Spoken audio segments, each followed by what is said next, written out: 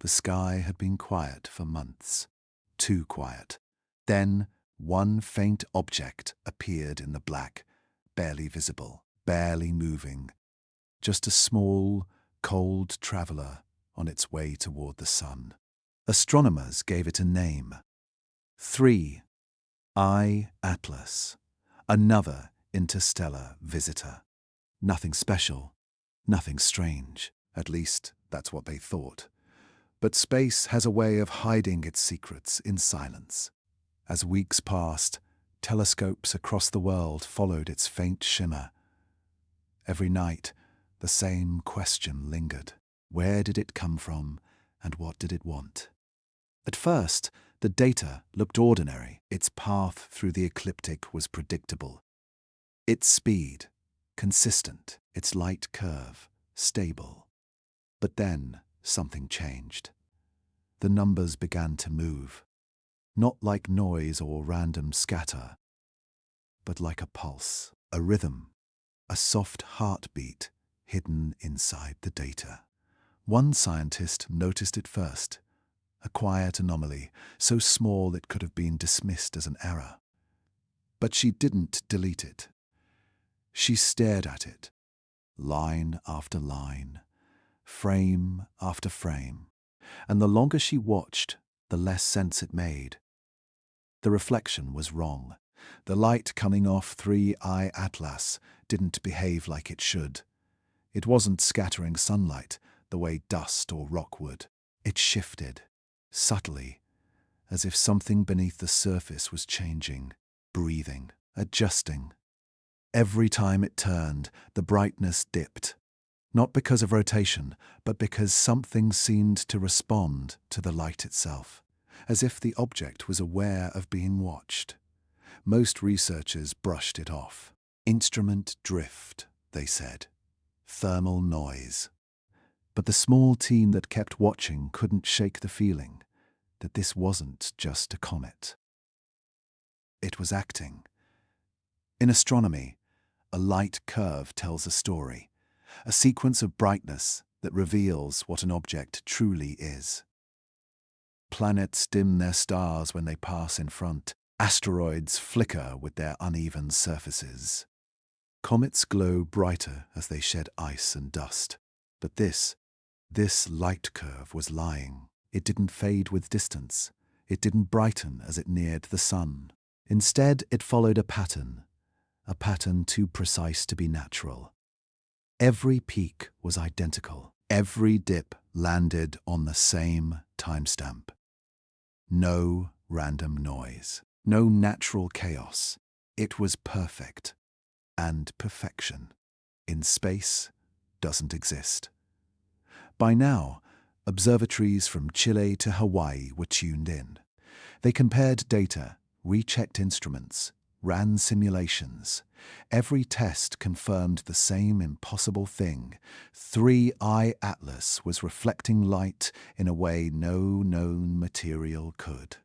Its reflectivity changed faster than its rotation allowed. It was like the surface itself could alter, absorbing, redirecting, or bending sunlight. One astrophysicist whispered, "It's not reflecting light, it's using it." But that thought never made it into the official report, because that would mean something terrifying. That the object wasn't random matter, but a design. The deeper the scientists looked, the stranger it got.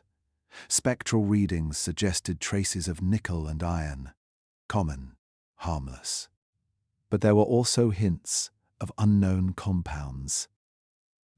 Substances that absorbed radiation too efficiently, like dark mirrors drinking sunlight.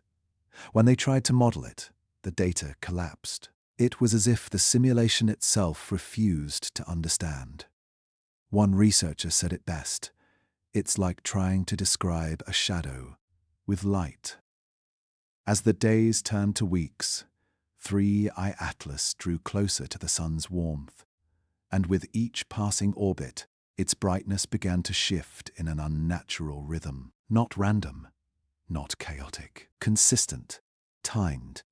Every 47 seconds, a faint flicker, every 47 seconds across all telescopes.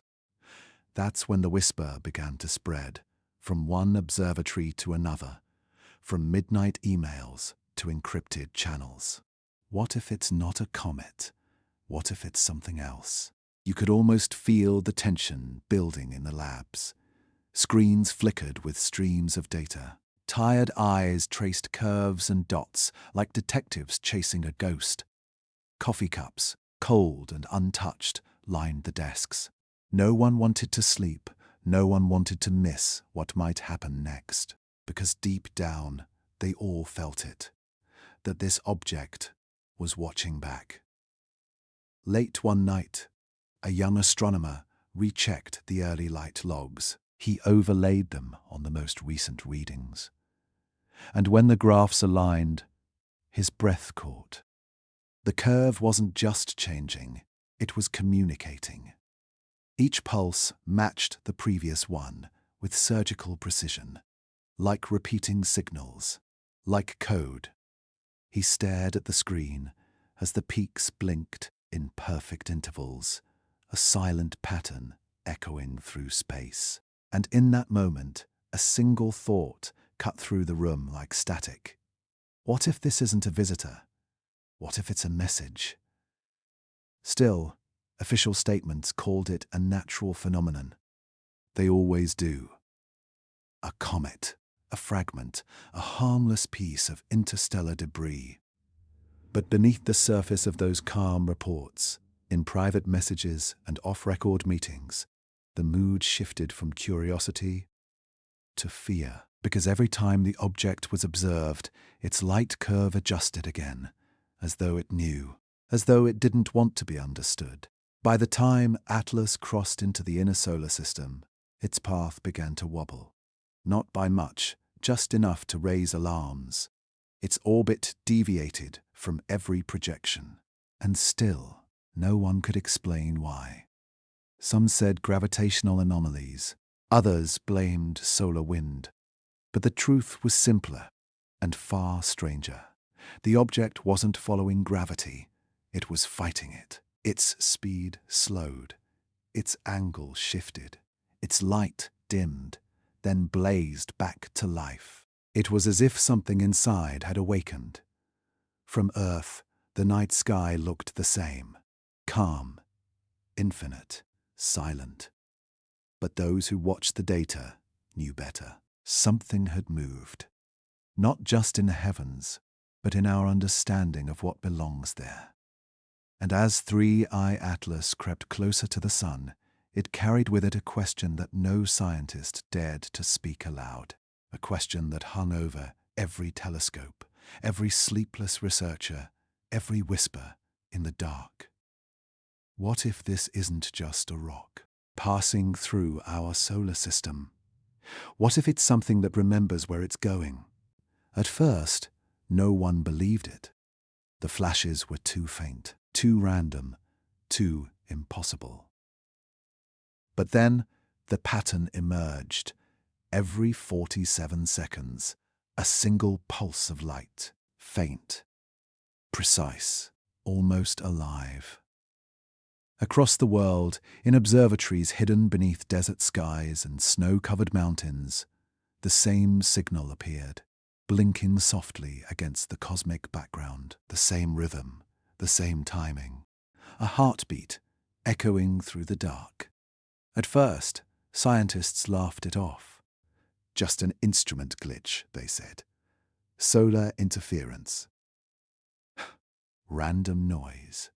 Anything but what it looked like. Because if it wasn't noise, then something out there was doing this on purpose. In a quiet control room in Chile, a young astronomer named Eileen sat in front of her monitor, staring at the numbers rolling across her screen. She'd been tracking 3I Atlas for weeks, and tonight the readings were unlike anything she'd ever seen. The brightness of the object wasn't constant, it was pulsing, rising and falling in steady mechanical intervals. She checked her clock, 47 seconds every time. She ran the data again, same pattern, perfectly synchronized. It wasn't random. It wasn't natural. Something, or someone, was sending a message. Within hours, messages began bouncing across the globe, from Hawaii to the Canary Islands, from Tokyo to the high Arctic. Each observatory confirmed the same strange rhythm, 47 seconds, everywhere. It wasn't a glitch. It wasn't local. It was universal. The pulse was real. For the first time in history, light itself felt intentional. Think about that. A rock drifting through interstellar space, flashing like a beacon. Every beat seemed deliberate. Every flicker felt like it meant something. But what could it mean? Some scientists tried to calm the panic. They said it might be sunlight bouncing off a rotating surface, a coincidence. But others knew better. The pulse wasn't fading with distance. It wasn't changing as the object spun. It stayed exactly on time. No comet, no asteroid, no fragment of space debris could do that. And yet, 3I Atlas was doing it. In the days that followed, researchers began mapping the pulse, searching for patterns within the flashes themselves. Maybe it was binary code. Maybe it was a natural resonance. Or maybe it was a signal from something that didn't want to be found. Each theory carried a quiet fear, because the more they studied it, the more it started to feel alive. Late one night, deep in the Atacama Desert, Eileen sat alone under the massive dome of her observatory. The desert was silent. No wind, no sound, just her heartbeat and the hum of her instruments. Outside, the object drifted through the ecliptic plane, closer to the sun. And noticed it. When the news broke publicly, the world didn't know what to read. The headlines were vague. Strange pulses detected from interstellar object. Scientists investigate possible artificial signal, but behind the curtain, the truth was spreading fast. Governments were watching. Space agencies were coordinating. And in encrypted private channels, some scientists began whispering about one terrifying possibility. We're being observed. The pulse wasn't just light anymore. It was communication, structured, mathematical, and deliberate. When decoded through amplitude variation, the flashes formed repeating numerical ratios found nowhere in nature. They matched early machine language used in human technology. It was as if something out there had learned our logic. For days, the pulses continued. Consistent. Relentless. Every 47 seconds, the same message. Some thought it might be a countdown. Others said it was a test, a way of mapping who was listening. But one thing was clear. 3I Atlas was no longer a silent traveler. It was speaking. NASA's Deep Space Network began triangulating the pulse source, trying to isolate its structure. They found that the emission wasn't just from reflected sunlight. It came from within the object, like something inside was generating energy. The thermal readings matched that theory. Each pulse produced a microspike in temperature. Not enough to explode, but enough to suggest a controlled reaction. Like a machine calibrating itself, the world of science began to split. Half said it was an alien artifact. Half said it was a natural resonance no one had seen before. But quietly, almost fearfully, a third theory began to form. That this wasn't alien at all, that it was ours. Something we once sent into the void that finally came back. By now, the rhythm had become an obsession. People online began syncing their clocks to the pulse, creating videos and recordings of its pattern. They called it the heartbeat of Atlas. But not everyone found it beautiful. To some, It felt like a warning. A signal repeating endlessly in the dark, as if waiting for an answer. Then, suddenly, it stopped. No fade out, no distortion. Just silence. Every telescope on Earth fell still. Screens went dark, and for a few seconds, the universe itself seemed to hold its breath. The pulse that had echoed through the solar system was gone.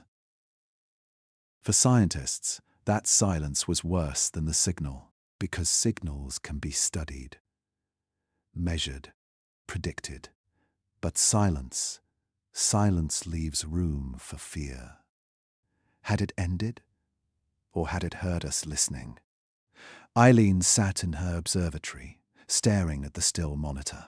No flicker, no heartbeat, just an empty graph. Outside, the desert wind returned, whispering through the dunes. And somewhere above her, beyond the atmosphere, 3i Atlas continued its silent journey toward the sun. But the mystery was only growing deeper, because as the object moved closer to the star, instruments began detecting something new. Not light, not heat, but a magnetic hum, a low, steady vibration, almost like a voice clearing its throat. Whatever was inside that object, it wasn't done yet. And soon the world would learn that the pulse in the dark was only the beginning. Space isn't supposed to be alive. It's empty. Cold, silent. Every object we've ever studied, asteroids, comets, drifting debris, all follow the same rules. They absorb sunlight, they heat up, then they cool down. Simple, predictable, but this one didn't. At first, scientists thought the readings were wrong. Their instruments must have glitched, their calibration off, because the data coming in made no sense. The object, 3i Atlas, wasn't heating up like a rock should when nearing the sun. Instead, it was controlling its temperature, like something alive, responding to its environment. Infrared telescopes from 3 continents confirmed the same impossible thing.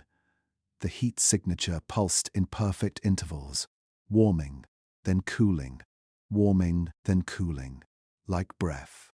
Every few minutes, its temperature dipped by several degrees, then rose again. It wasn't random. It was rhythmic, deliberate, as if the object was managing the sunlight striking it, regulating its own energy, something no rock, no comet, no lifeless fragment could ever do. Inside NASA's Jet Propulsion Lab, the atmosphere shifted from curiosity to disbelief. The team compared hours of thermal data, trying to find a pattern, and what they found made them uneasy. Each fluctuation matched the same timing as the optical pulses from earlier, 47 seconds. The heartbeat of light was now showing up in heat. It was as if the object's temperature and brightness were linked, 2 parts of a single mechanism. An engineer in the back of the room muttered the question no one wanted to ask. What if it's not reacting to sunlight? What if it's reacting to us? The room went silent, because for the first time, the data didn't just suggest physics. It suggested awareness. In the following days, the anomaly grew stronger. The object began emitting subtle thermal bursts, short-lived flashes of infrared heat that didn't match solar behavior. It was almost like it was testing its surroundings, feeling the radiation, adjusting to it, learning from it. Some described it as metabolic, a term you'd only ever use for something alive. By now, the scientific community was split. Half argued it was just a weird reaction to solar winds. A new kind of reflective surface, maybe metallic, acting like a natural radiator. But the others, they weren't so sure. They saw patterns, the kind you don't get from randomness. temperature shifts that aligned with Earth's observation windows, almost like the object knew when it was being watched. In a small control room in Spain, an astronomer named Ruiz replayed the data late one night. The heat map on her screen pulsed softly, like a slow, glowing heartbeat. She leaned closer. As the object turned toward the sun, its surface heated unevenly. One side absorbed the light, while the other side stayed dark, cold, untouched. That wasn't possible. No natural object could separate its own hemispheres like that.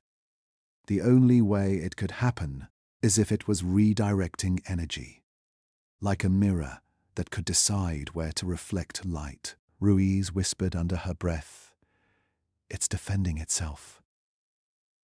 Meanwhile, satellites began to pick up something else. A thin electromagnetic haze surrounding the object, a faint field of interference, like static in the void. It wasn't powerful enough to disrupt anything, but it was consistent, like a cocoon of invisible energy, protecting whatever was inside. And in the heart of that haze, the temperature danced, higher, lower, higher again, as if the object was alive and breathing. Every model broke down. Every explanation failed. Even the language scientists used began to shift. They stopped calling it a comet, stopped calling it a rock. They just called it the object, because it was no longer just matter. It was behavior. For the first time, the human race stared at something in space and couldn't decide whether it was alive, mechanical, or both. The old definitions started to crumble, because if it could regulate its heat, then it could harness energy, and if it could harness energy, then it could choose. Reports leaked. Private memos began circulating online. Thermal graphs, unnamed quotes, screenshots of internal discussions. One scientist was quoted saying, "It's behaving like it wants to survive." That single sentence spread like wildfire. What does it mean for something drifting through space to want to survive? Soon, people began noticing small correlations. Each time the object cooled, Earth's instruments picked up a slight magnetic ripple, barely noticeable, but synchronized. Some speculated it was trying to communicate. Others said it was hiding, using thermal shifts to disguise its energy output. Either way, whatever this thing was doing, it wasn't random anymore. It was strategic. As 3I Atlas drew closer to the sun, its heating pattern changed again. Instead of cooling, it began absorbing light, drawing in more energy than any known material could withstand. Yet somehow, it didn't vaporize, didn't even crack. It was as if the object was made to thrive in extreme heat, like it needed the sun to wake up. At one point, for just a few hours, infrared telescopes recorded something extraordinary. The temperature of the object spiked, not just slightly, but dramatically, as if it had unleashed a burst of internal power. The surface glowed faintly in infrared, not reflection, not emission, something else, a pulse, a flare, like an internal engine coming online. Then, without warning, it went cold. Every reading flatlined. Every thermal signature vanished. It was as if the object had shut itself off. Observers called it the blackout. For 6 hours, 3I Atlas gave off nothing. No heat, no light, no signal, just silence. When it finally came back online, its heat pattern was completely different. The intervals had changed. The rhythm was slower now, calmer. Some said it looked like sleep. Others said it looked like waiting. But whatever it was doing, it had learned something. Its heat no longer followed solar exposure. It followed time, our time. 47 seconds, still pulsing. In that moment, the mystery deepened beyond science. Because, maybe, this wasn't just an object reacting to sunlight. Maybe it was listening, learning, preparing. And as it moved closer to the burning heart of our solar system, the heat that shouldn't exist became the proof that something intelligent was hiding inside it. Something that had crossed the endless dark and found a way to live in fire. For weeks, the object had been silent. No heat flares, no pulses, no movement. Just a faint glimmer in the darkness, drifting through the inner solar system like it was asleep. But when the data came in, the light, the rhythm, the pattern, scientists realized something was deeply wrong, because this time, the numbers were speaking. It started with a graph. A simple light curve, a line showing the object's brightness over time.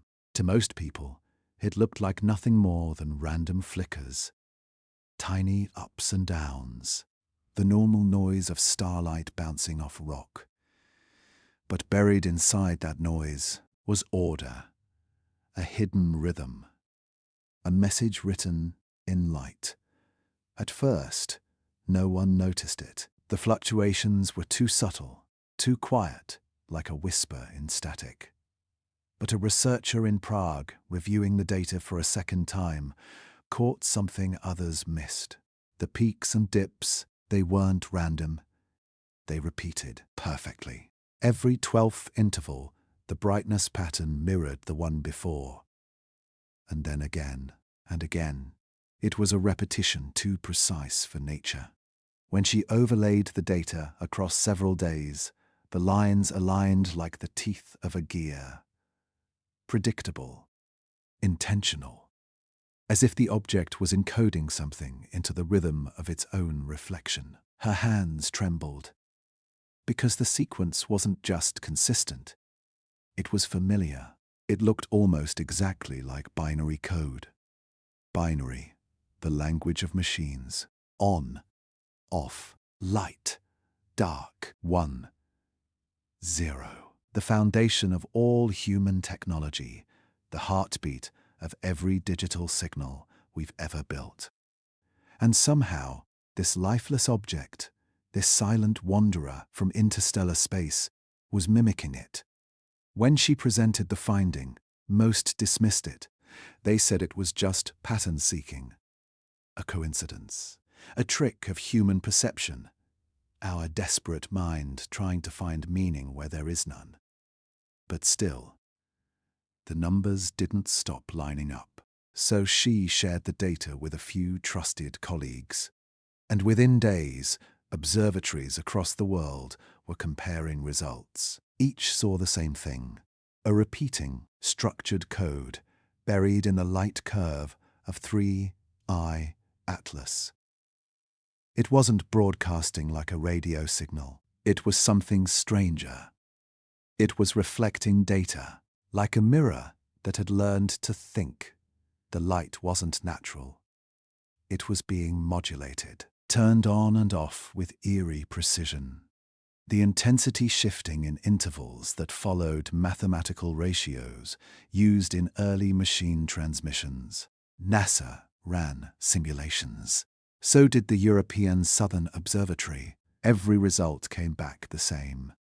The pattern didn't fit physics, didn't match rotation, didn't fit any known cause of light variation. It was as if something on that object was making decisions, when to reflect light and when to stay dark. A coded pulse, hidden in plain sight. One researcher described it perfectly. She said, "It's like watching a mirror blink. Every blink carried information. Every pause seemed timed. When converted into binary, light as 1, darkness as 0 inches. It formed sequences that mirrored the earliest forms of machine language used by humans decades ago. Specifically, the patterns resembled the preamble codes of old satellite communications, almost as if this thing had learned from us. The possibilities spread like wildfire behind closed doors. Could it be responding to our signals, echoing the transmissions we'd sent into space long ago? But if so, how and why now? The idea was terrifying, because it implied the object wasn't just moving through our system. It was listening. When they plotted the pattern against the object's rotation, another discovery appeared. The code wasn't constant. It shifted slightly, as if reacting to observation. When multiple telescopes watched it at once, the pattern grew denser, more frequent, almost as though it recognized attention. Some dismissed it as coincidence. Others weren't so sure. A small group of data analysts, working in secrecy, attempted a rudimentary translation. They broke the binary pattern into bytes and mapped it to ASCII, the standard encoding for text. The first sequences produced gibberish, random letters, unreadable strings. But the more data they gathered, the clearer the structure became. There were separators, start and end markers, formatting, as if the data wasn't meant to be seen by us yet, but was organized for something. Then came the chilling part. After 19 days of consistent pulses, the sequence changed. It broke the repetition, introduced a pause. Then a new pattern emerged, shorter, sharper, cleaner. It was as if the object had rewritten its own signal. What followed was silence. The light stabilized. The brightness returned to normal. The pulse vanished. It was gone. But when the new light curve was compared to the old, analysts found something subtle. The average brightness of the object had increased by exactly 0.47%. 47, the same number tied to its heartbeat.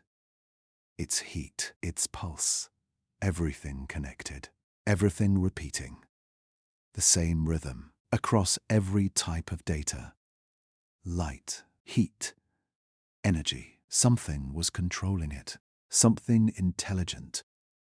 But intelligence means intention, and intention means purpose. That's what scared everyone most, because if this was communication, it wasn't chaotic. It wasn't accidental.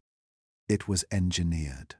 In an internal memo later leaked online, a scientist wrote one haunting line: "We are not observing the object anymore. The object is observing us." No one could prove it, of course, but deep down, they all felt it. That uncomfortable sense that something out there was aware. Not just reflecting sunlight, responding to it. As the object drew closer to its perihelion, its nearest point to the sun, its light curve grew erratic again, more intense, almost emotional. It began pulsing in longer intervals, flashes so bright that instruments briefly overloaded. The rhythm wasn't random this time. It was accelerating, like a countdown. What was it counting toward? A signal? An activation? A warning? No one could say. But one thing was undeniable. The light curve had lied to us. We thought it was data. We thought it was harmless. But maybe it was talking back, and as 3I Atlas drifted towards the burning edge of the sun, its light dimmed once more, not fading into distance, but disappearing, like a screen turning off. And in the silence that followed, a single thought haunted every observer on Earth.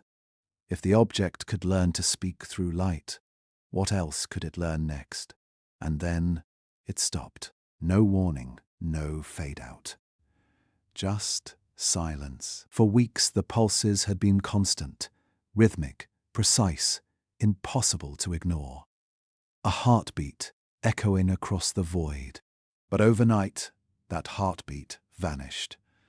Every telescope, every receiver, every ear pointed toward the heavens, heard the same thing. Nothing. The kind of silence that feels wrong. The kind that hums at the edge of your thoughts, like something is still there, hiding.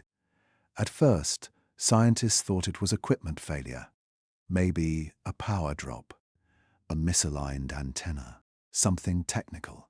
But as observatories compared notes across continents, one by one the reports came in. It wasn't the machines, it was the source. 3i Atlas had gone completely dark. No light pulses, no thermal flares, no electromagnetic activity, just nothing. But even silence carries a signature. When radio astronomers filtered the background static, they noticed something unsettling. The absence wasn't empty. It was patterned. It wasn't random cosmic noise. It was organized silence, the kind that shouldn't exist. Every time they measured the blank space where the signal used to be, they found faint fluctuations, microscopic but perfectly spaced, too precise to be natural. The void itself was structured. A researcher described it like this: it's as if something is still transmitting, but we're no longer allowed to hear it. That thought chilled everyone in the room, because in science, silence is supposed to mean nothing. But this silence felt alive. Radio dishes across the planet stayed locked on target. Every hour, more sensitive equipment was brought online. The great arrays of the world, the VLA in New Mexico, Arecibo's legacy data, Australia's deep space stations, all aimed toward the same coordinates. And in the static between frequencies, they found the same haunting fingerprint, a faint rhythm buried deep in the noise. Not a sound, but an echo, like the memory of a voice that refused to die. When they mapped that faint fluctuation, they saw something no one could explain. The gaps, the empty spaces, weren't random either. They followed the same timing as the old pulses, 47 seconds. It was as if the signal hadn't stopped at all. It had simply changed frequency. Shifted, hidden, or worse, it had moved. For days, the scientific community held its breath. Every theory collapsed under the same question. If the signal was gone, why did the silence still look designed? Because when they plotted the background static on a timeline, it drew patterns. Mathematical symmetry. Ratios that mirrored the Fibonacci sequence, and even the golden spiral, the same structure that defines galaxies, seashells, and living forms. How could random noise mimic life itself? One analyst whispered, "Maybe it's not sending anymore. Maybe it's listening." That line spread like wildfire through the research groups. A terrifying thought began to form. What if this wasn't a transmission ending, but a response beginning? All around the world, the hum of machines filled control rooms as humans strained to understand the quiet. Eyes stared at screens showing flat lines. No signals, no peaks. Yet no one could walk away. Because deep down, they felt it too. That pull, that intuition, the sense that something vast and patient was out there, watching, not gone, just waiting.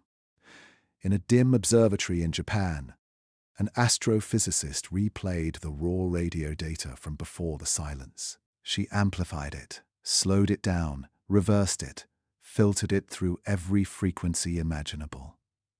And then, Hidden deep within the static, she found something strange.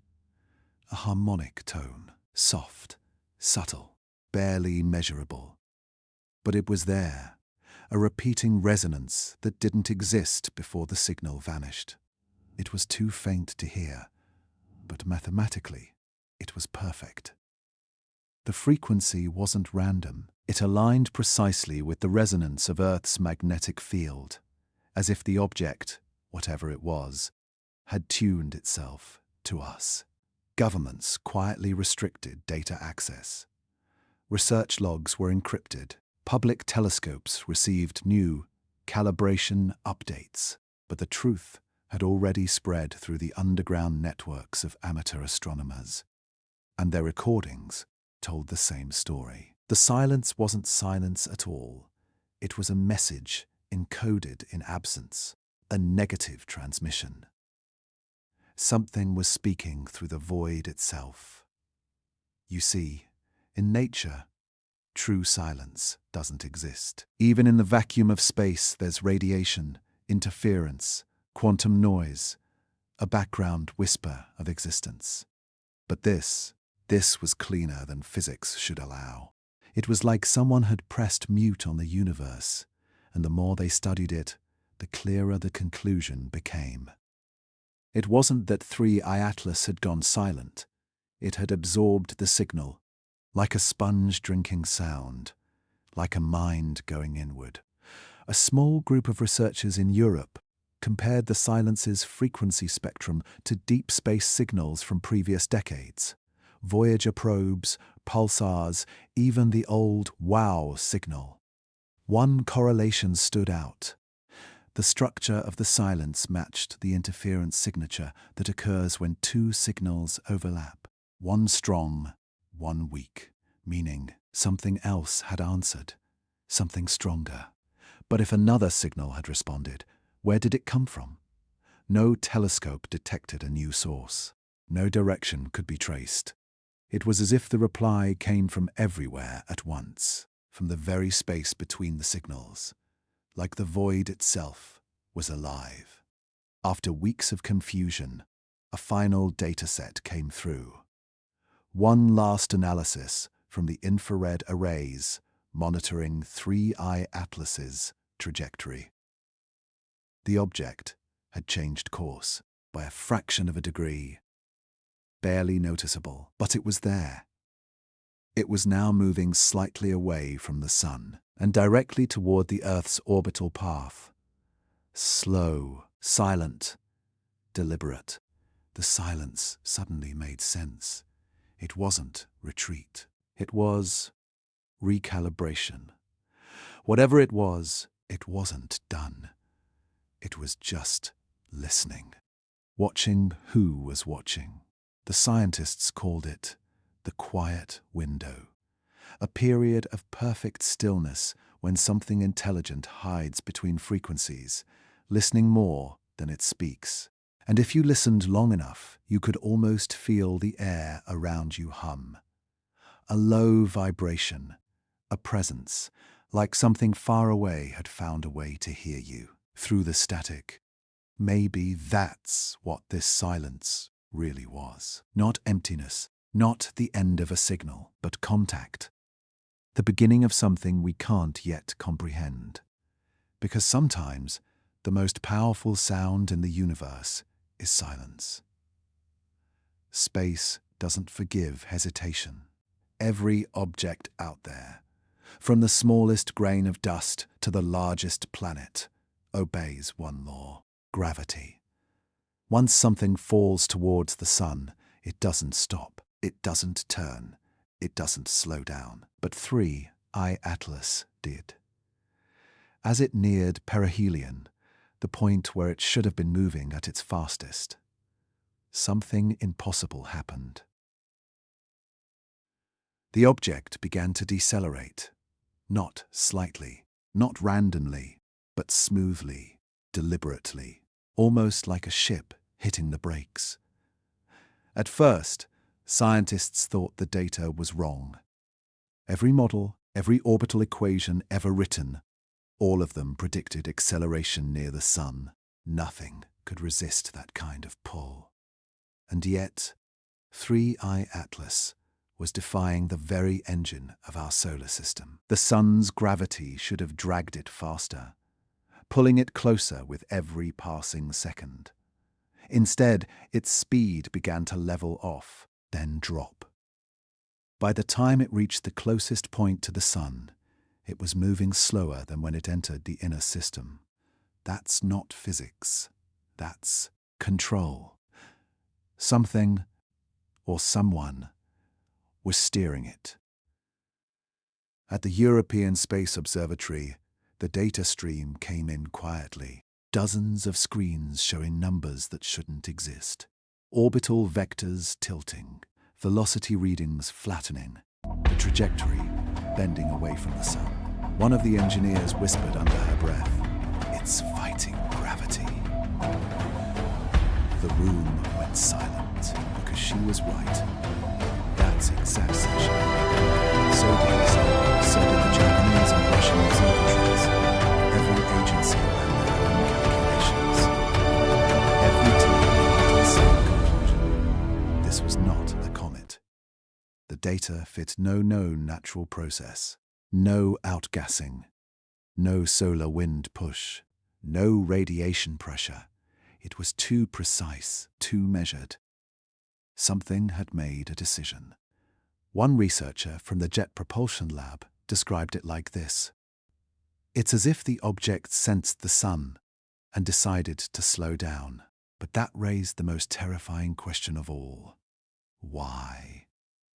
When you get close to the sun, there's no safety. Temperatures soar to millions of degrees. Radiation tears through everything. No ship, no probe, no life. Yet 3I Atlas seemed to handle it effortlessly. Its outer shell, or whatever it was made of, reflected most of the solar energy, and what wasn't reflected was absorbed. It didn't burn. It didn't melt. It just adjusted, like it was built for this. Astronomers watching through high-resolution scopes noticed something stranger. As the object reached its closest point, a strange shimmer appeared around it. A thin, almost invisible halo. Not light, not plasma, something else. The brightness fluctuated in short intervals, like pulses of energy rippling outward. They weren't random. They followed the same 47-second rhythm that had haunted scientists for months. The heartbeat was back. But now, it wasn't just light, it was motion. A journalist leaked a line from one of the classified reports. It said, "The trajectory alteration appears consistent with controlled deceleration." Those 6 words set the internet on fire. Controlled deceleration. Something that size shouldn't have engines. It shouldn't need them. Yet every reading screamed propulsion. Only there was no exhaust. No ion trails. No signatures of heat or thrust. It was as if the object bent the rules of momentum itself. When the deceleration began, it wasn't chaotic or rough. It was smooth, elegant, like watching a feather settle in water. Every degree of movement seemed intentional, as though 3I Atlas was gliding through invisible currents of space we couldn't see. Its trajectory tilted just slightly against the sun's gravity, an impossible maneuver, a whisper against the roar of the solar wind. That shift, barely noticeable at first, began to widen, and soon the object was no longer heading deeper into the sun's gravity well. It was changing course, deflecting, turning, like a pilot easing a ship around a star. The silence that followed in the scientific community wasn't relief. It was fear. Because they all knew what this meant. To decelerate near the sun required unimaginable energy. Even the most advanced theoretical propulsion systems Antimatter drives, plasma sails, nuclear fusion couldn't pull off what this thing just did. The amount of control required meant one thing. This wasn't an accident of nature. It was design. When they traced the new trajectory, the results were even stranger. 3I Atlas wasn't escaping the solar system anymore. It wasn't leaving, it was aligning. Its new course placed it in resonance with Earth's orbital path. Not a direct collision, but close enough to mirror our movement around the Sun. Almost like it wanted to stay near us. For the first time in human history, scientists weren't just looking at an anomaly. They were looking at behavior, intent. Whatever this object was, it wasn't finished. It was waiting. And the closer it got to our side of the orbit, the more anomalies began to appear in our instruments. Small bursts of magnetic interference. Localized radio static. A faint hum picked up by deep space receivers. Like something enormous breathing through the fabric of space. One scientist put it bluntly, "We always assumed it was a visitor passing by. But what if it came here to stop?" That question echoed in every darkened observatory, in every lab where eyes stared at screens showing a drifting line that refused to obey the universe.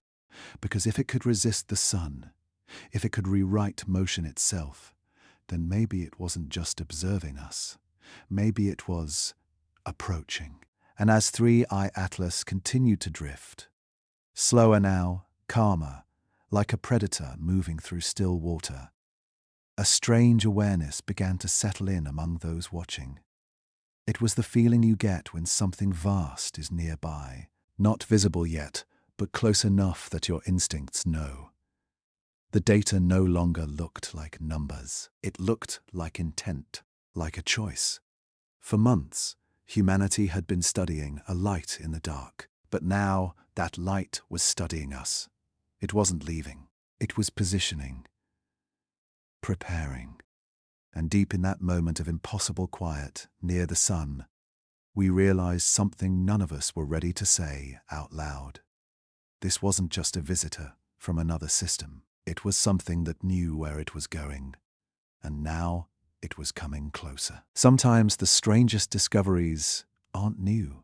They're reminders, whispers from the past, of something we were never supposed to remember. After the perihelion shift, chaos broke out in the scientific world. Everyone was scrambling to make sense of what 3 Atlas had just done. But as researchers dove deeper into archives, old reports, dusty observatory logs, forgotten analog tapes, they stumbled upon something chilling, something buried in history. A record from 1973, a signal, silent, rhythmic, faint, detected near Mercury's orbit, almost half a century before Atlas arrived.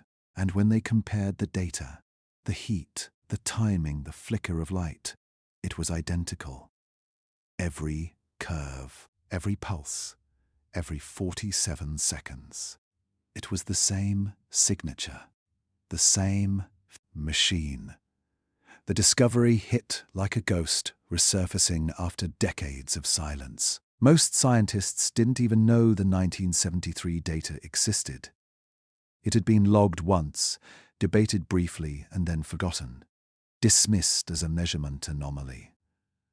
Back then, we didn't have the instruments to analyze it properly. The Cold War was raging, and space was more politics than science. No one cared about one strange blip lost near the sun until now. The archived report described something eerie, a faint infrared pulse detected by an early solar probe called Helios A. The pulse lasted for days, then disappeared without explanation. No source, no orbit, nothing visible, just a presence. And for 50 years, no one looked back, But now, as the team overlaid the old signal with Atlas's data, the two waveforms fit like matching fingerprints. Same rise and fall, same thermal decay rate, same periodic dips, separated by half a century, yet perfectly synchronized. It was impossible. Unless whatever's near the sun now has been here before. Some scientists refused to believe it. They said it was coincidence, a data echo caused by the sun's radiation or instrumentation error. But those who knew the numbers, those who felt the rhythm of that pulse, weren't so sure. It wasn't random. It wasn't noise. It was too deliberate, too mechanical. One researcher, a quiet engineer named Holt, spent days reconstructing the analog data from the 1973 tapes. He cleaned every line of static, recalibrated the signal distortions, and replayed the waveform at 1/10 speed. What came through the speakers wasn't a tone, it wasn't a wave. It was a pattern, a series of faint modulations, almost like a heartbeat hidden inside a hum. He described it as something trying to stay quiet, but not quiet enough. When Holt converted the pulse intervals into numerical sequences, the results were even stranger. The 1973 signal contained an embedded ratio matching the Fibonacci sequence, the mathematical fingerprint of natural growth and design. But the amplitude variations, those small differences in intensity, followed binary logic. On, off, light, dark, 1, 0, just like Atlas. It wasn't natural, it was built. Suddenly, the question shifted. It wasn't, what is Atlas anymore? It was, how long has it been here? Because if the 1973 signal was real, then we hadn't just met this object now. We'd crossed paths before and forgotten. Further digging uncovered something else, a classified section of NASA's archive marked Project Argus. Declassified notes described a short-lived investigation into non-random solar reflections, objects that appeared briefly near Mercury's orbit, then vanished without a trace. There were even mentions of a shadow signature, a reflection that didn't correspond to any visible body. A ghost in the light.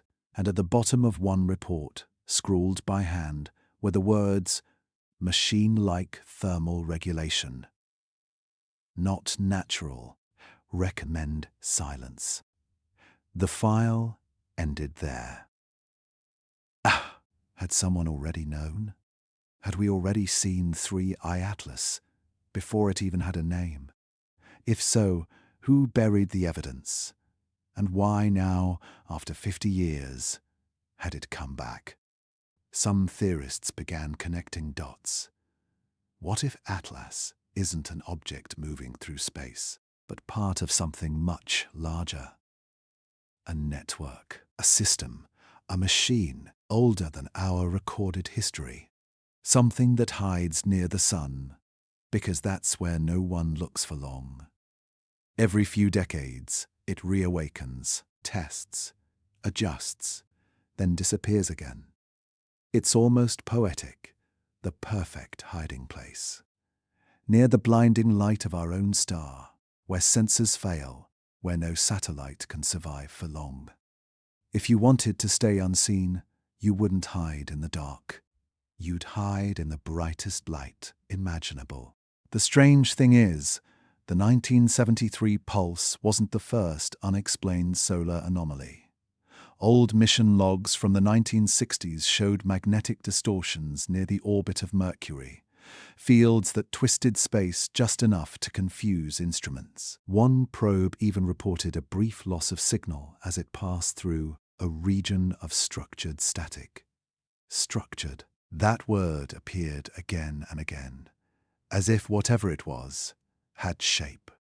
When news of the rediscovered data leaked online, the public had one burning question. Could Atlas be part of the same phenomenon? The official answer was vague. NASA issued a short statement. Historical data often contains anomalies consistent with sensor limitations. But behind closed doors, researchers knew better. This wasn't just sensor error. It was a repeating pattern across generations, a silent voice echoing through time. One scientist described it perfectly. It's not that we're seeing the same thing twice. It's that we're finally realizing it never left. That idea changes everything. Because if 3I Atlas had been near the sun before, then maybe it isn't passing through our system at all. Maybe it's stationed here, monitoring, waiting. And every few decades, when our technology evolves just enough to notice, it lets us see a glimpse, a flicker, a pulse, an echo. The more they studied, the clearer the connection became. The 1973 object appeared in almost the exact same orbital range as Atlas's current path, a few million kilometers apart. Almost like it was retracing its own steps, like a pattern repeating itself over time. A cycle, a routine, a machine's schedule. If that's true, then Atlas might not be alone. It could be one of many dormant machines hidden in plain sight, embedded within the solar system, activated in intervals we still don't understand. Some theorists called it the solar network hypothesis. Others called it something simpler. The echo. Because that's what it felt like. A resonance between now and then, between 1973 and today. And as 3I Atlas continued its slow, deliberate journey past the sun, one unsettling question hung over every observatory, every lab, every sleepless researcher staring into the glow of a monitor. If we've seen this before and forgotten, what else have we forgotten? For months, the world had been asking the same question. What is 3I Atlas? A comet? An asteroid? A fragment of something ancient? But now, the question had changed.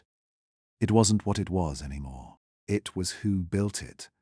The leak came quietly, a single document buried deep within the archives of the European Southern Observatory, marked as classified internal correspondence. It wasn't meant for public eyes, but somehow it escaped.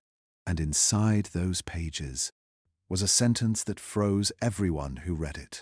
The structure of 3I Atlas appears engineered. Engineered. Not formed. Not shaped by gravity or cosmic accidents. Built. Someone, or something, made it. The paper wasn't speculation. It wasn't theory. It was evidence. The data pointed to reflectivity ratios that no natural surface could produce. Under the glare of the sun, Atlas didn't scatter light like ice or dust. It reflected it, cleanly, uniformly, and deliberately, like a mirror, polished with precision. Every reflection matched the angle of incidence. Every glint held symmetry. Every measurement whispered one truth. This wasn't nature's design. It was a machine. The scientists who wrote that report knew exactly what that meant, but they couldn't say it aloud. So they wrapped their words in caution. Phrases like non-geological composition and unnatural thermal modulation. But buried beneath the technical jargon was a quiet confession. Something intelligent was behind Atlas.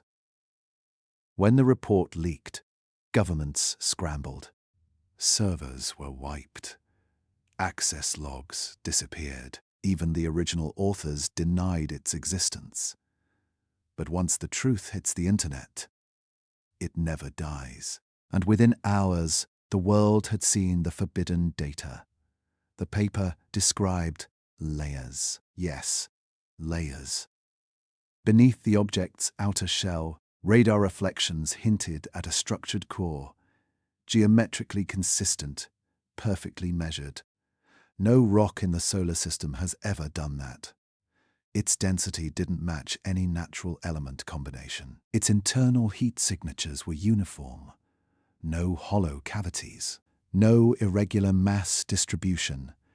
Every reading spoke of balance, the kind of balance found only in human design, or something higher.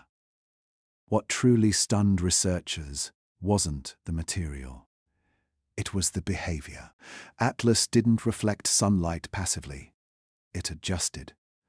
When exposed to the sun's full intensity, its surface shifted reflectivity, almost as if it was regulating the amount of heat it absorbed. Not too much, not too little, just enough, like a living thing maintaining equilibrium. That was when someone at the European Space Agency made an observation few were willing to repeat out loud. It's not reacting to sunlight. It's using it. Those 6 words shattered the silence. Because if that were true, if 3I Atlas was harnessing solar energy, then we were no longer talking about a passive object.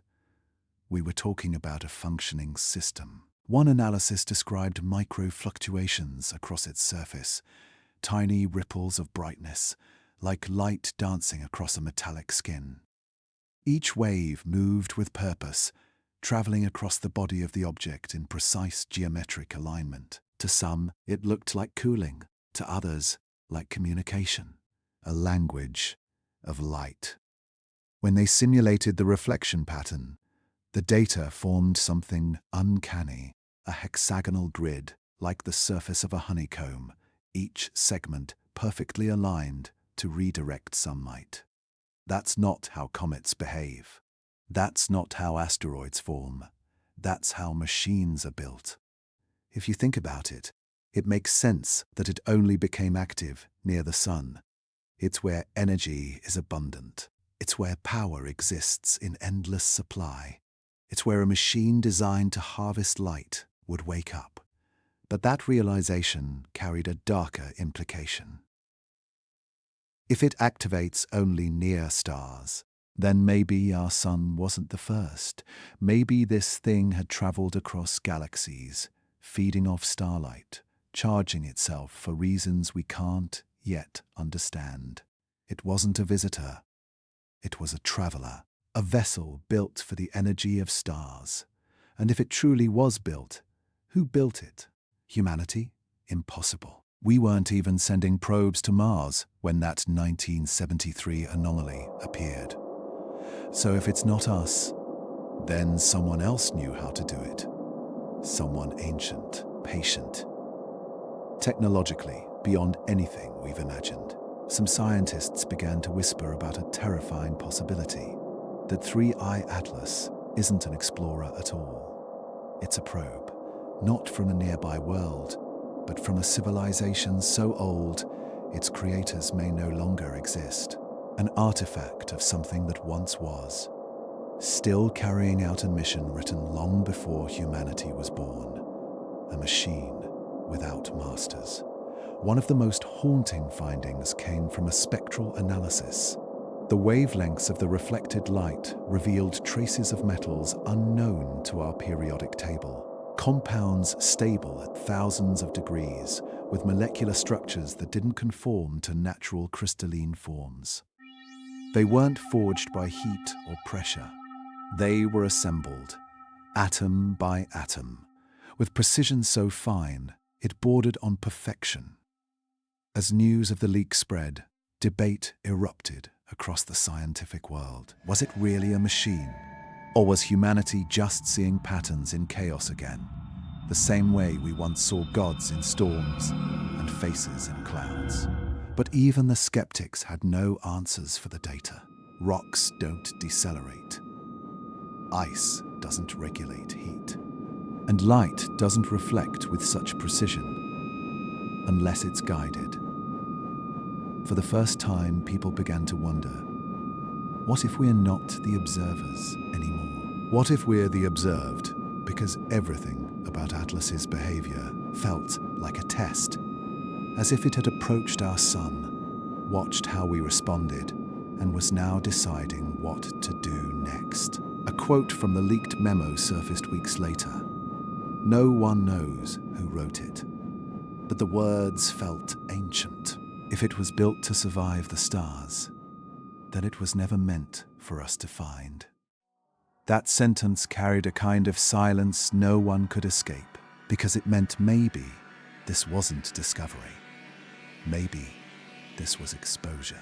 We had seen something that wasn't ready to be seen, and it had noticed. So now the world watches and waits as 3i Atlas drifts through the sun's glare, its mirrored body glinting like a silent eye.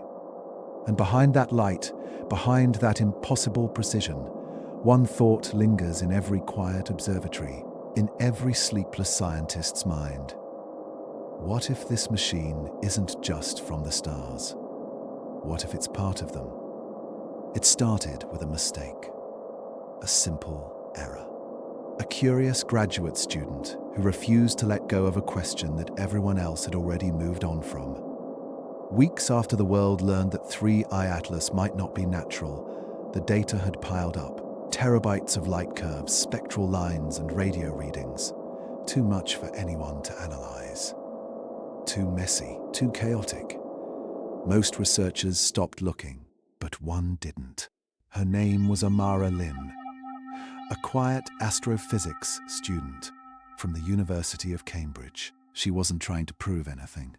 She just wanted to understand what everyone else had overlooked. So she did something strange. She took the latest light data from Atlas, the brightness fluctuations, the tiny flickers that everyone assumed were random, and ran them through an old algorithm from the 1970s, an algorithm once used by SETI, the search for extraterrestrial intelligence. And what she found wasn't random at all. The pattern emerged slowly. Hidden inside the chaos of light and noise was a subtle modulation, not just a pulse, a structure. At first, she thought it was an error, a feedback loop, or a coding artifact. But when she overlaid the entire light curve, the sequence aligned perfectly. Every fluctuation, every dimming, every spike in brightness was deliberate, measured, repeated. It was too organized to be chance. So she converted it, turning light into sound, photons into frequency. And then she pressed play. The room was silent, just the hum of her laptop. And then, through her headphones, a faint rhythm began to emerge. Soft, slow, steady, thump, thump, thump. A pause, then again, thump, thump. Her breath caught. It couldn't be. It was the sound of a heartbeat. At first, she laughed. It was absurd. A coincidence, surely. A trick of the data, a rhythmic pattern formed by light interference or signal compression. But the more she listened, the harder it was to explain away. The rhythm wasn't just similar to a heartbeat. It was one. The average timing, the slight fluctuations, the pulse cadence, all matched the resting human heart rate, 72 beats per minute, perfectly. She reran the data, different sections, different observation periods, different telescopes. It didn't matter. The same pattern kept emerging, as if the object itself was breathing through light. When she sped it up, it became dissonant, chaotic. But when slowed down, it sounded eerily human. Not mechanical, not cosmic, human. Word of her discovery spread quietly at first, shared between late-night emails, private messages, and encrypted forums. But it didn't stay quiet for long. By the end of the week, labs across the world were running their own tests, and every one of them found the same thing. The heartbeat wasn't an illusion. It was embedded within the light itself. The media called it the pulse of Atlas. But to the scientists studying it, it wasn't poetic. It was horrifying, because this wasn't just about rhythm. The pattern carried information. When translated into binary, the waveform contained micro-variations, tiny differences in amplitude that looked like data encoding. Light wasn't just reflecting off the object, it was transmitting something. And now, humanity had just decoded the first layer. A second researcher, Dr. Elena Price from the European Space Agency, noticed something else. The heartbeat wasn't constant. It changed depending on where Earth was in orbit. When our planet faced the object directly, the rhythm slowed slightly, as if syncing to us. When we rotated away, it quickened, almost as if it knew we were watching. Governments denied it, of course. Official statements called it a misinterpretation of stellar interference. But behind closed doors, SETI teams were brought back from dormancy. Old algorithms, old archives, everything was re-examined, because if a heartbeat could travel through light, then it wasn't a message meant for machines. It was meant for us. Amara couldn't sleep for days after that. She kept replaying the sound over and over, listening for something deeper, some hidden pulse between the beats. And eventually she heard it. A faint echo, like a whisper, layered beneath the rhythm. When filtered through the same decoding process, it formed a secondary tone, a harmonic resonance too complex to be natural. She amplified it, and for a moment, it almost sounded like breath, a long inhale, a slow exhale, as if whatever was behind that light was alive. The more they studied it, the stranger it got. When the signal was mapped against time, the waveform aligned with known human biological patterns. Cortical rhythms, respiratory cycles, even faint traces of frequency modulation that resembled brainwave activity. How could that be possible? A comet reflecting light like a living being, an object in deep space, resonating at the same frequencies as us? Unless, of course, it was designed that way. Some began to wonder, what if this wasn't a message we were receiving? What if it was a mirror? What if Atlas was reflecting us, echoing the frequencies of human life back at us, the way a machine might imitate its creator, or worse, the way a hunter might imitate its prey? Amara presented her findings privately to the European Southern Observatory. Half the room dismissed it as nonsense. The other half sat in silence, because in the data, they noticed something chilling. The heartbeat wasn't stable anymore. It had begun to accelerate. 72 beats per minute, then 74, then 78, as if the object was waking up. Within a week, the pattern evolved further. It started producing bursts, short sequences of high-frequency light, spaced between the heartbeats like speech. When converted to audio, those bursts formed rhythmic intervals that matched the phonetic cadence of human language. No words, no meaning, just the sound of speech, the sound of something trying to talk. Then came the final revelation, when astronomers compared the latest signal to the old 1973 anomaly, the one found near Mercury's orbit. The heartbeat matched, identical, down to the millisecond. Whatever 3 at Atlas was, it had done this before, long before we were ready to hear it. That night, Amara uploaded her data into a public server. Within hours, the file vanished. The link went dead, and so did her access credentials. Her university email was deleted. Her name scrubbed from the SETI logs. No one could reach her again, but somewhere in the quiet corners of the internet, a copy of that audio file survived. If you play it, you'll hear it. a low, steady rhythm in the dark. Thump, thump, a heartbeat that isn't human, but sounds like it remembers what being human felt like. It happened when the world had finally stopped watching, when the noise had died down and silence had settled across the telescopes. For weeks, 3I Atlas had been drifting, quiet, cold, seemingly dormant. The strange pulses were gone. The light had flattened. Everyone thought it was over. But they were wrong, because in the darkness beyond the sun, something began to stir. It started as a flicker, a faint shimmer deep inside the glare of the solar wind, barely visible, barely there. And then, within minutes, the impossible happened. The pulses came back. Only this time, they were different. Slower, deeper, brighter. Each flash of light cut through the plasma like a heartbeat echoing through smoke. And as the pulses grew stronger, the instruments began to change too. Readings spiked.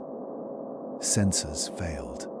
Magnetic fields twisted into spirals no model could explain. Whatever Atlas was, it wasn't sleeping anymore. At first, scientists thought it was just a flare, the sun's radiation bouncing off its reflective surface. But the data said otherwise.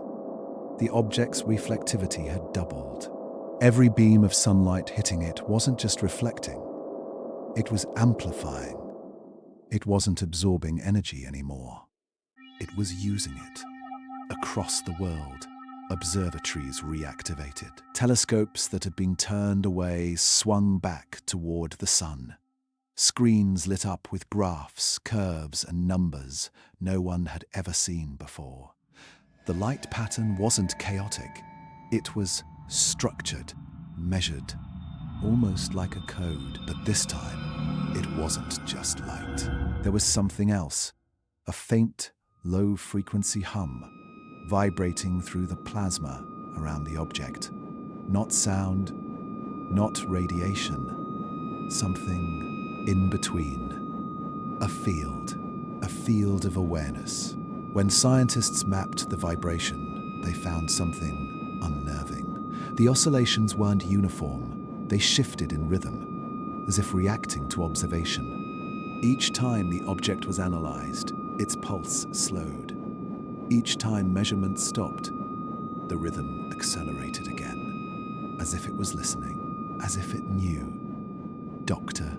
Elena Price, who had been tracking the light pattern for months, described it perfectly. It's not behaving like a rock. It's behaving like it just realized it exists.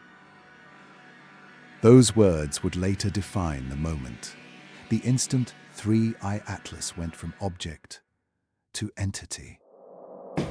The electromagnetic haze spreading around it wasn't random either.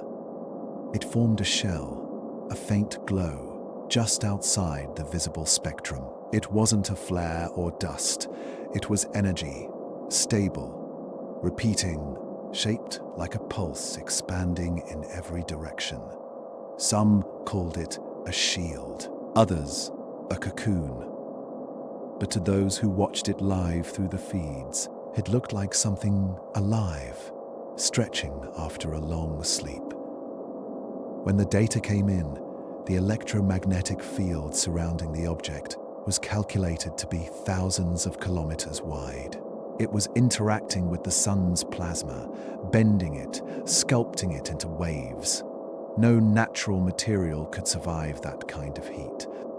Yet Atlas not only survived, it thrived. The solar wind, instead of tearing it apart, seemed to feed it. Every minute, its brightness climbed. Every second, the pulses grew deeper. And then a pattern emerged. The peaks and troughs of the reflected light formed a curve, a smooth, accelerating arc. They called it the awakening curve. At first glance, it looked like a simple light plot, just a graph of intensity over time. But hidden inside that curve was something extraordinary. The intervals between the pulses weren't random. They followed the golden ratio.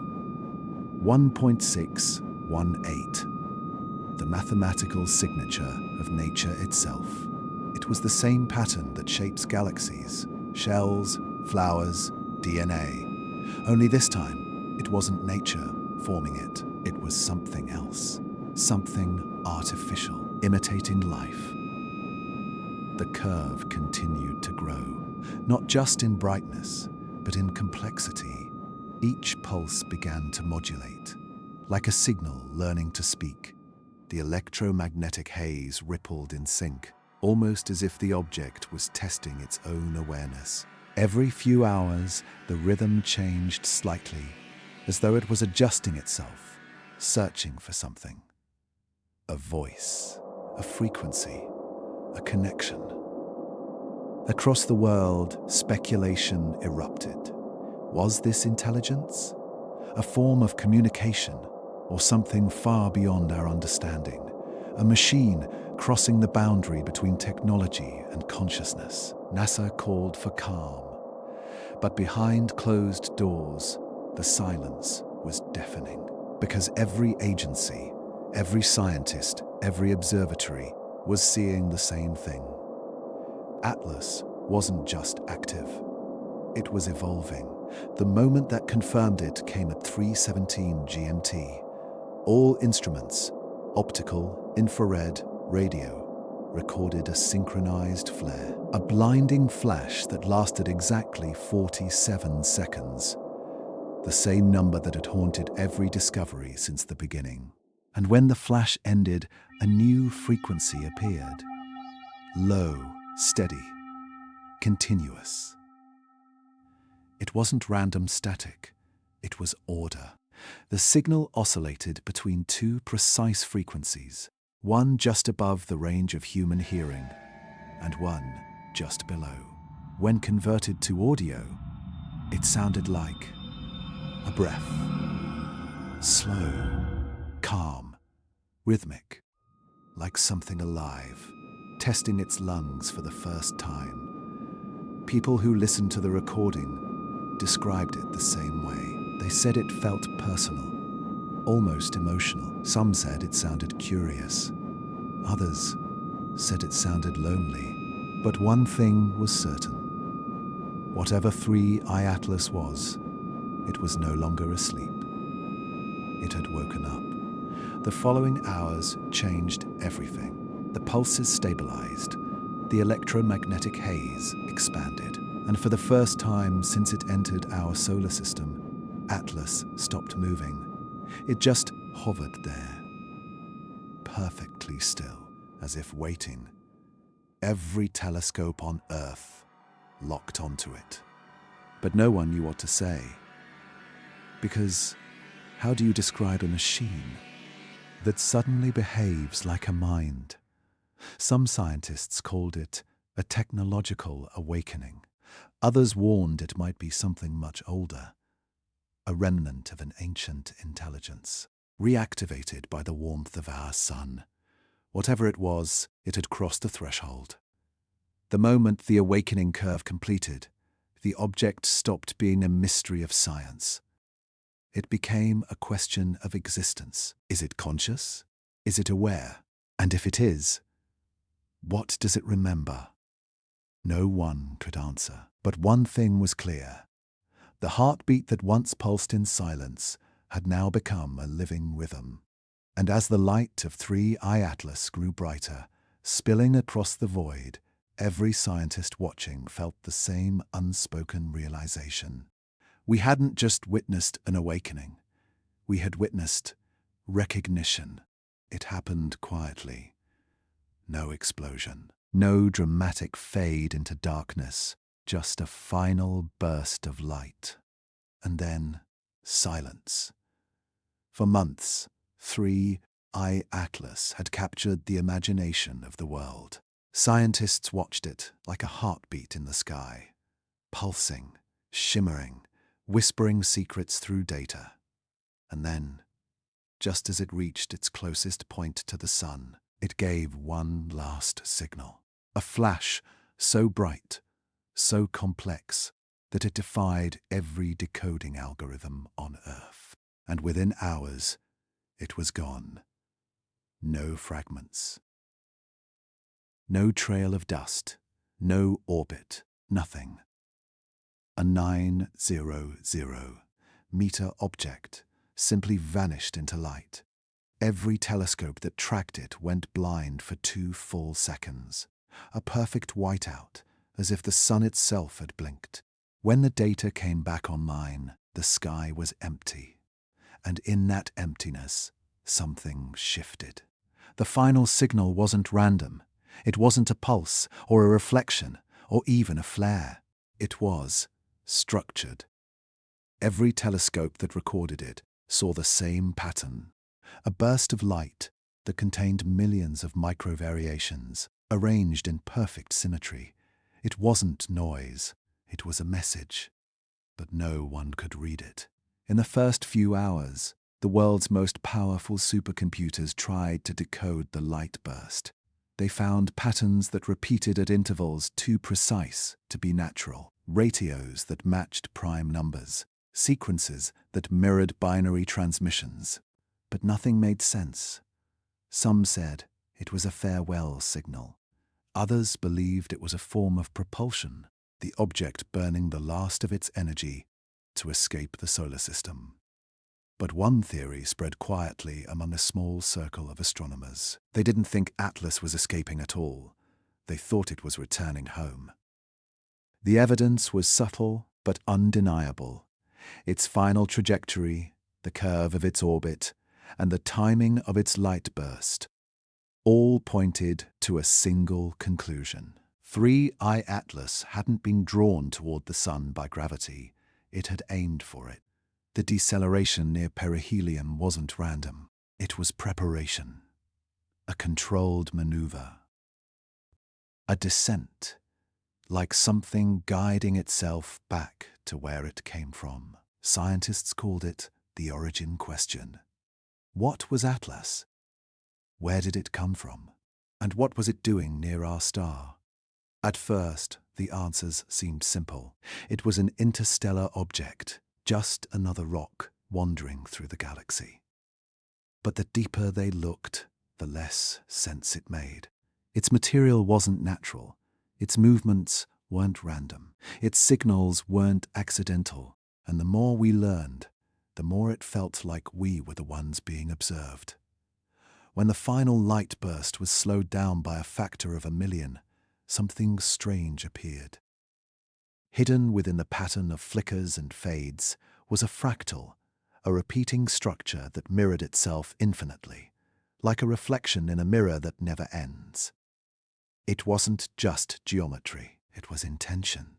Every layer of the burst contained information, encoded not in sound, but in light, as if it was meant for something, or someone, who could see beyond our limits. Then, a discovery even stranger emerged. The light's wavelength had been stretched and compressed in perfect harmony with the sun's magnetic field, almost as if Atlas had used the sun itself to transmit. The star wasn't just a backdrop, it was part of the message. And suddenly, a terrifying thought spread across the scientific community. What if the sun wasn't the destination? What if it was the receiver? For centuries, we've imagined the sun as the heart of our system, a fiery sphere that gives life and burns everything else. But what if it's something more? A transmitter, a gateway, a beacon between worlds. If Atlas was built, if it was intelligent, then maybe the sun wasn't just light to it. Maybe it was home. When Atlas passed behind the sun, every signal vanished, every trace gone. But for exactly 47 minutes, the number that haunted every measurement since the beginning, the sun's radio output spiked. Not randomly, not chaotically, perfectly rhythmic, like an echo, like an answer. Then it returned to normal, and Atlas was never seen again. Some believe the object disintegrated, burned away in the star's heat. But others aren't so sure, because just days after its disappearance, solar probes recorded something new. A faint ring of magnetic distortion near the corona. A ripple, as if something massive had slipped beneath the surface. A silent wave of energy moving inward, not outward. And deep inside that wave, there was still a pulse. Slower now, quieter, but still there. What if Atlas didn't die? What if it was never meant to survive in open space at all? What if it was designed to return, to merge with the sun itself? A machine not of exploration, but of renewal, a fragment of something ancient, circling back to its origin point, again and again. Maybe every few centuries, it reawakens, travels outward, gathers data, and then brings it home. Not to Earth, not to us, but to the sun, its true core of command. It sounds impossible, but so did everything else about Atlas. And when you look at the data, when you study the perfection of its movements, its timing, its silence, it starts to feel less like coincidence and more like memory, like the actions of something that's been doing this for longer than we've been alive. One last piece of evidence still haunts the few who studied it. Right before Atlas vanished, the light burst's final sequence formed a single repeating ratio, an ancient mathematical constant found in the shape of galaxies, spiral shells, and even the structure of DNA. The golden ratio, the signature of life. It was as if, in its final moment, the object had revealed what it was all along, not an intruder, but a reflection. A mirror of what life becomes when it learns to live beyond flesh and time. And so, the mystery of Atlas ended where it began, in the light. Some believe it's still out there, hidden behind the solar glow, waiting to return when the cycle begins again. Others believe it's gone forever, dissolved into the fire of the star that once gave it life. But a few, the quiet few, believe something else entirely. They think Atlas didn't disappear. They think it woke up. And if that's true, then somewhere inside the sun, something vast and ancient just opened its eyes.